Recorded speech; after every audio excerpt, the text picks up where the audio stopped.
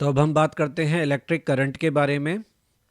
Electric current को हम define करते हैं ऐसे कि charge flow in a conductor from one place to the other, then the rate of flow of charge is called electric current. तो basically electric current क्या है? Rate of flow of charge है जो कि कंडक्टर में flow कर रहा है। चार्ज फ्लोइंग पर सेकंड को भी हम बोल सकते हैं, जो भी किसी भी क्रॉस सेक्शन ऑफ कंडक्टर से जा रहा है उसको हम इलेक्ट्रिक करंट बोलते हैं। करंट को हम रिप्रेजेंट करते हैं आई से, that is charge per unit time. D Q by D T लिखते हैं इसको अगर हमारा फ्लो नॉन यूनिफॉर्म है, और अगर हमारा फ्लो यूनिफॉर्म है तो हम लिखते हैं I equal to Q by T. Current का जो यूनिट होता है SI unit, that is ampere, और जैसा कि आपको पता है कि एम्पियर फंडामेंटल यूनिट्स में गिना जाता है। 1 एम्पियर इज इक्वल टू होता है 1 coulomb per second. 1 coulomb per second क्योंकि चार्ज की यूनिट कूलम होती है। इसका मतलब ये हुआ कि अगर 1 कूलम ऑफ चार्ज फ्लो करता है 1 सेकेंड में तो हम कहेंगे 1 एम्पियर का करंट जो है वो फ्लो कर रहा है। डायमेंशन में आप देख सकते हैं कि हम इसके डायमेंशन सीधे m0 L0 t a की पावर 1 लिखते हैं, क्योंकि a जो है एम्पियर वो फंडामेंटल यूनिट है। अगर हम कहते हैं कि n इलेक्ट्रॉन्स पास हो रहे हैं किसी भी क्रॉस सेक्शन से t सेकेंड में, तो कितना चार्ज पास होगा? ne। तो करंट कितना पास होगा? ne by T. यहाँ पे E का वैल्यू आपको पता ही है, जो कि हमारा इलेक्ट्रॉनिक चार्ज है 1.6 इंटू 10⁻⁻19 कूलम। इसका मतलब ये हुआ कि 1 एम्पियर करंट जो है वो है फ्लो ऑफ 6.25 इंटू 10⁻18 इलेक्ट्रॉन्स पर second through any cross section of conductor. ये डेटा कहाँ से आया? 1 कूलम का जो वैल्यू होता है उसको हम लिखते हैं 6.25 इंटू 10⁻18 इलेक्ट्रॉन्स के बराबर। तो इतने इलेक्ट्रॉन्स अगर पर सेकंड में किसी क्रॉस सेक्शन से पास हो रहे हैं तो हम कहेंगे 1 एम्पियर का करंट फ्लो कर रहा है। Direction of flow of current जो है वो हमेशा opposite to the direction of flow of electron लिया जाता है, क्योंकि करंट का जो डायरेक्शन है वो पॉजिटिव चार्ज के फ्लो का डायरेक्शन लिया जाता है। जो करंट की वैल्यू है वो कंडक्टर में सेम रहती है irrespective cross section of the conductor at different parts. आपका कंडक्टर जो है वो कहीं से मोटा पतला हो सकता है, लेकिन आपका जो करंट है वो कंडक्टर में थ्रू आउट क्या रहेगा? सेम रहेगा, यानी हर क्रॉस सेक्शन से पर सेकंड जो चार्ज पास हो रहा है उसका अमाउंट क्या रहेगा? सेम रहेगा। किसी भी कंडक्टर में जहां करंट फ्लो कर रहा है वहां पे नेट जो चार्ज है वो कितना होता है? 0 at any instant of time. ऐसा हम इसलिए कहते हैं क्योंकि किसी भी क्रॉस सेक्शन पे जितना चार्ज आ रहा है उतना ही चार्ज जा रहा है। जैसे कि हम गॉस लॉ में कहते हैं इनकमिंग फ्लक्स आउटगोइंग फ्लक्स। तो जितना चार्ज आ रहा है उतना ही चार्ज अगर जा रहा है तो नेट चार्ज कितना हुआ? 0। तो नेट चार्ज 0 होने की वजह से हम कहते हैं कि किसी भी कंडक्टर में अगर करंट फ्लो कर रहा है तो भी वो इलेक्ट्रिकली क्या रहता है? न्यूट्रल रहता है। तो इलेक्ट्रिक फील्ड जो है वो कंडक्टर के बाहर 0 रहता है, लेकिन अंदर वो नॉन ज़ीरो होता है, क्योंकि उसी फील्ड की वजह से आपके इलेक्ट्रॉन पर फोर्स लगता है और वो अपना रैंडम मोशन छोड़ के एक ऑर्डरली फैशन में मूवमेंट करते हैं। जैसा कि आप डायग्राम में भी देख सकते हैं, करंट का डायरेक्शन हम फ्लो ऑफ पॉजिटिव चार्ज लेते हैं, लेकिन करंट का direction opposite to the flow of electrons लिया जाता है। करंट के बाद दूसरा जो इंपॉर्टेंट पैरामीटर है वो है करंट डेंसिटी। करंट डेंसिटी क्या होता है कि किसी भी पॉइंट पर अगर हम बात करें कंडक्टर में तो रेशो ऑफ करंट और उस पॉइंट पर जो क्रॉस सेक्शनल एरिया है इन दोनों के रेशो को हम क्या कहते हैं? करंट डेंसिटी कहते हैं। ये हमने सिंपली लिख दिया क्योंकि हम ये अज्यूम कर रहे हैं कि हमारा जो क्रॉस सेक्शनल एरिया है करंट उसके परपेंडिकुलर है, उसके नॉर्मल है, यानी करंट जो है वो नॉर्मली पास हो रहा है क्रॉस सेक्शनल एरिया से। तो हम जे से रिप्रेजेंट करते हैं करंट डेंसिटी को और फॉर्मूला हो जाएगा आई बाय ए। लेकिन अगर ऐसा ना हो, यानी एरिया ए जो है वो नॉर्मल टू करंट ना होकर किसी एंगल थीटा पे हो, तो उस केस में हम क्या करते हैं?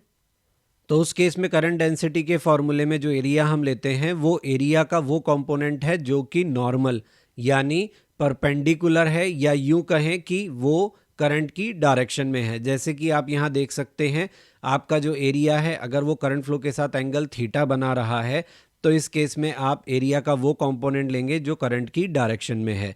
तो यहाँ से आपको आई का वैल्यू मिल जाएगा जे ए कॉस थीटा, या फिर dot product of current density and area vector. इससे हमें मालूम पड़ रहा है कि हमारी करंट डेंसिटी जो है वो एक वेक्टर क्वांटिटी है। इस वेक्टर क्वांटिटी का जो डायरेक्शन होता है वो direction of motion of the positive charge ही होता है।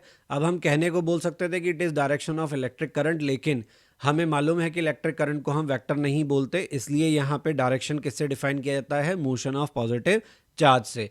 तो इसका यूनिट क्या होगा, एम्पियर पर यूनिट मीटर स्क्वायर पर मीटर स्क्वायर, ए पर मीटर स्क्वायर, डायमेंशन क्या हो जाएगा L-2 इंटू ए।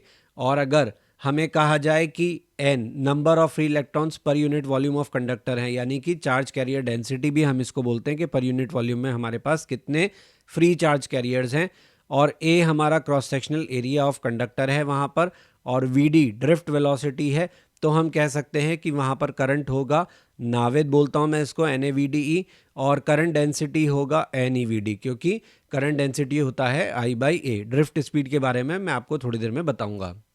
अब ड्रिफ्ट स्पीड के बारे में बताने से पहले कुछ बात और हम कर लेते हैं, कुछ और पैरामीटर्स हैं जिनके बारे में हमें पता होना चाहिए। तो होता क्या है कि किसी भी नॉर्मल टेम्परेचर पे हमारे जो इलेक्ट्रॉन्स होते हैं, हमारे जो चार्ज कैरियर्स होते हैं, वो हमेशा अपनी काइनेटिक एनर्जी के कारण इधर से उधर मूव कर रहे होते हैं, और वो कोलाइड करते रहते हैं आयंस के साथ। कोलिजन के बाद, हर बार कोलिजन के बाद क्या होता है, उनका डायरेक्शन चेंज हो जाता है। तो हम कह सकते हैं कि एक तरीके से रैंडम मोशन हमें देखने को मिलता है, किसी भी ऑर्डरली फैशन में मोशन नहीं हो रहा होता। तो ऐसा नहीं है कि करंट जब होता है तभी आपका मोशन ऑफ चार्ज कैरियर्स होता है, उससे पहले भी जब करंट नहीं है तब भी मोशन ऑफ चार्ज कैरियर्स होता है, लेकिन उस वक्त आपके जो इलेक्ट्रॉन्स हैं, आपके जो चार्ज कैरियर्स हैं, वो किसी ऑर्डरली फैशन में मूव नहीं करते। उसी के लिए हमें इलेक्ट्रिक फील्ड या पोटेंशियल डिफरेंस अप्लाई करने की ज़रूरत पड़ती है। तो उससे पहले क्या होता है कि हमारी जो थर्मल वेलोसिटी है, मतलब टेम्परेचर के कारण जो वेलोसिटी है, अगर हम मीन वेलोसिटी निकालें सभी चार्ज कैरियर्स की तो वो ज़ीरो आती है, ऑल्दो मीन स्पीड ज़ीरो नहीं आती है। तो थर्मल स्पीड क्या होता है कि टेम्परेचर की वजह से जो मोशन होता है, जो स्पीड हमारे इलेक्ट्रॉन्स के पास, चार्ज कैरियर्स के पास होती है, उसको हम थर्मल स्पीड कहते हैं। और हम ये देखते हैं कि थर्मल वेलोसिटीज़ जो हैं वो रैंडम होती हैं, सभी डायरेक्शंस में होती हैं, इसलिए अगर एवरेज थर्मल वेलोसिटी हम देखें तो वो ज़ीरो होती है, लेकिन एवरेज थर्मल स्पीड जो होती है वो नॉन ज़ीरो होती है।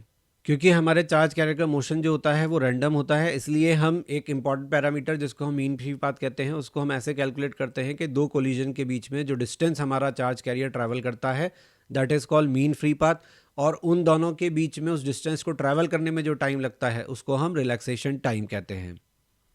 तो जैसा कि मैंने आपको बताया, मीन फ्री पाथ जिसको लैम्डा से रिप्रेजेंट करते हैं, ये average distance travel by an electron होती है बिटवीन टू सक्सेसिव कोलिजन्स। और मीन फ्री पाथ की वैल्यू कैसे निकाली जाती है, टोटल डिस्टेंस जो ट्रैवल हुआ अपॉन नंबर ऑफ कोलिजन्स, क्योंकि एक कोलिजन में जो डिस्टेंस हमने चला that is called mean free path. Relaxation time जिसको कि हम टाउ भी कहते हैं, ये भी एक इंपॉर्टेंट फैक्टर है। ये होता है एवरेज टाइम जो कि एक इलेक्ट्रॉन को लगता है बिटवीन टू सक्सेसिव कोलिजन, मतलब दो कोलिजन के होने के बीच में लगने वाला समय इज कॉल्ड रिलैक्सेशन टाइम। इन दोनों की मदद से ही हम ड्रिफ्ट स्पीड की कैलकुलेशन करते हैं। इन केस ऑफ मेटल्स इसकी वैल्यू 10⁻⁻14 सेकेंड होती है। कई बार इस पे डेटाबेस क्वेश्चन भी पूछ लिया जाता है। और ड्रिफ्ट स्पीड की कैलकुलेशन कैसे होती है कि मान लीजिए हमने इलेक्ट्रिक फील्ड लगाया E, इस इलेक्ट्रिक फील्ड E की वजह से इलेक्ट्रॉन पर फोर्स आया E into capital E, that is Q into E। तो ये फोर्स आया इलेक्ट्रॉन के ऊपर, तो इसकी वजह से इलेक्ट्रॉन का एक्सेलरेशन कितना आया, from Newton second law we know that F/m, so acceleration of electron is this. अब एक्सेलरेशन ऑफ इलेक्ट्रॉन हमारे पास है, एक कोलिजन के बाद दूसरे कोलिजन के लिए हमारा इलेक्ट्रॉन चलना शुरू करता है, तो इनिशियल वेलोसिटी क्या रही होगी, जीरो। दूसरे कोलिजन तक उसको कितना टाइम लगेगा, टाउ टाइम लगेगा, that is called relaxation time. तो हम कहेंगे ड्रिफ्ट स्पीड क्या होगी, v equal to U plus A T, equation of equation of motion से हम इसको लिखते हैं। तो initial velocity zero, acceleration minus E by M, minus क्यों लगाया है, क्योंकि जो एक्सेलरेशन ऑफ इलेक्ट्रॉन होता है वो अपोजिट टू इलेक्ट्रिक फील्ड होता है, इनटू टाउ। तो this is the value of drift speed. तो देखिए क्वेश्चन में हमें पूछा है number of electrons passing through a heater wire in 1 minute कितने होंगे, अगर इसमें करंट कितना है, 8 एम्पियर का करंट है। तो हम जानते हैं I equal to Q by T होता है, और क्वांटाइजेशन से हम जानते हैं कि Q equal to N E होता है। तो अगर हम ये मान लें कि नंबर ऑफ इलेक्ट्रॉन्स जो पास हुए होंगे इस टाइम में वो n होंगे, तो n की वैल्यू क्या हो जाएगी, I इंटू टी अपॉन ई। आई का वैल्यू SI में 8 एम्पियर है, टाइम का वैल्यू 60 सेकेंड, क्योंकि मिनट में दिया है तो टाइम को कन्वर्ट कर लेंगे। E इलेक्ट्रॉनिक चार्ज की वैल्यू 1.6 इंटू 10⁻⁻19 कूलम। तो ये आएगा लगभग हमारा 3 इंटू 10⁻21, यानी इतने इलेक्ट्रॉन 1 मिनट के अंदर हमारे वायर से पास होंगे। तो हम कहेंगे कि कितना करंट फ्लो कर रहा है, 8 एम्पियर का करंट फ्लो कर रहा है। इस क्वेश्चन में हमें कहा है कि करंट जो है वायर में वो डिपेंड करता है I इक्वल टू 2+3t पर, यानी हमारा करंट जो है वो नॉन यूनिफॉर्म है और टाइम का फंक्शन है। तो हमसे पूछा है कि कितना चार्ज जो है वो क्रॉस करेगा क्रॉस सेक्शन से 10 सेकंड के अंदर। तो अब हम यहाँ पे नॉन यूनिफॉर्म वाला फॉर्मूला काम में लेंगे, I equal to D Q by D T. तो डी क्यू इक्वल टू हो जाएगा I dt। तो हम यहाँ पे इंटीग्रेशन करेंगे Q के लिए, तो डी क्यू का इंटीग्रेशन हमें देगा Q, यानी हम 2+3t इंटू डी टी, इसको इंटीग्रेट करेंगे यानी हम 2dt प्लस 3t dt, इसे इंटीग्रेट करेंगे। इंटीग्रेशन में क्या मिलेगा, dt का इंटीग्रेशन t आएगा, t का इंटीग्रेशन t² आएगा।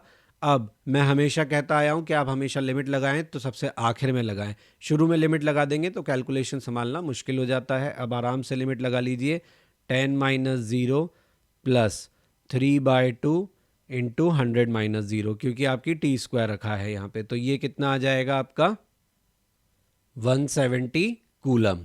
Answer of this question. Question में आपको दिया गया है करंट डेंसिटी किसी पॉइंट पर है, J vector is equal to 2 into 10⁵ J cap ampere per metre square, और हमसे पूछा है rate of charge flow through a cross sectional area S vector, जिसको दिया है 2I cap plus 3J cap centimetre square. तो यहाँ पे आप देख सकते हैं कि आपको J और S दोनों ही वेक्टर फॉर्म में दिए हैं। मैंने आपको बताया था कि हम करंट को लिख सकते हैं dot product of J vector dot A vector. यहाँ पे A की जगह एरिया के लिए S यूज़ किया गया है, तो it is 2 into 10⁴ J cap, और इसका डॉट हम करेंगे किसके साथ, 2I cap plus 3J cap के साथ। सेंटीमीटर स्क्वायर है तो 10⁻⁻⁴ लगाना ना भूले, क्योंकि मीटर स्क्वायर में कन्वर्ट करना पड़ेगा। यहाँ डॉट प्रोडक्ट में हम जानते हैं कि I कैप के केस में कुछ नहीं मिलेगा, केवल J कैप के केस में मिलेगा हमें 6 इंटू 10⁴ इंटू 10⁻⁻⁴, तो ये कितना आएगा 6 एम्पियर। इसके अलावा कई बार हमें ऐसा सवाल पूछा जाता है कि हम मान लीजिए एक इलेक्ट्रॉन को ले लें और वो इलेक्ट्रॉन v स्पीड से घूम रहा है अपने ऑर्बिट में, फ्रीक्वेंसी उसकी दे दी हमें ओमेगा, और हमें कहा फ्रीक्वेंसी दे दी म्यू और एंगुलर वेलोसिटी दे दी ओमेगा, और सर्कल है रेडियस r, सर्कल या ऑर्बिट कुछ भी आपको दे दिया जाए और आपसे पूछा जाए कि कितना करंट एवरेज वहाँ फ्लो कर रहा है। तो पहली बार हो सकता है कि हम कंफ्यूज रहें, हमें लगे कि इलेक्ट्रॉन जो है वो अपने ऑर्बिट में घूम रहा है तो हम इसको करंट कैसे एज्यूम कर ले, बट आप उसके ऑर्बिट पे कोई भी एक स्टेशनरी पॉइंट लीजिए और वहाँ से सोचिए कि जो आपका इलेक्ट्रॉन है वो घूम घूम के जा रहा है, तो वो हर बार वहाँ से पास होता है, यानी चार्ज पर यूनिट टाइम वहाँ से पास हो रहा है। चार्ज कितना है E, पास होने में कितना टाइम लग रहा है, तो 1/T, यानी कि 1 टाइम पीरियड इज फ्रीक्वेंसी। तो हम चार्ज इंटू फ्रीक्वेंसी करके करंट की वैल्यू भी निकाल सकते हैं। Please like share and subscribe my channel, press bell icon for important notifications and update, ताकि टाइमली आपको सभी इंपॉर्टेंट अपलोड्स मिलते रहें। आप हमारा ब्लॉग भी विजिट कर सकते हैं, दैट इज़ क्वेश्चन नहीं बनता blogspot.com, जहाँ पे आपको सभी लेक्चर्स के रिटन फॉर्मेट में जो नोट्स हैं वो अवेलेबल हैं और क्वेश्चंस के सोल्यूशन अवेलेबल हैं। आपको कोई सजेशन है तो आप मुझे मेल कर सकते हैं, मेरा मेल आईडी यहाँ दिया हुआ है। फेसबुक पेज और इंस्टा पे आप टिप्स ऑफ द डे के लिए ज्वाइन कर सकते हैं।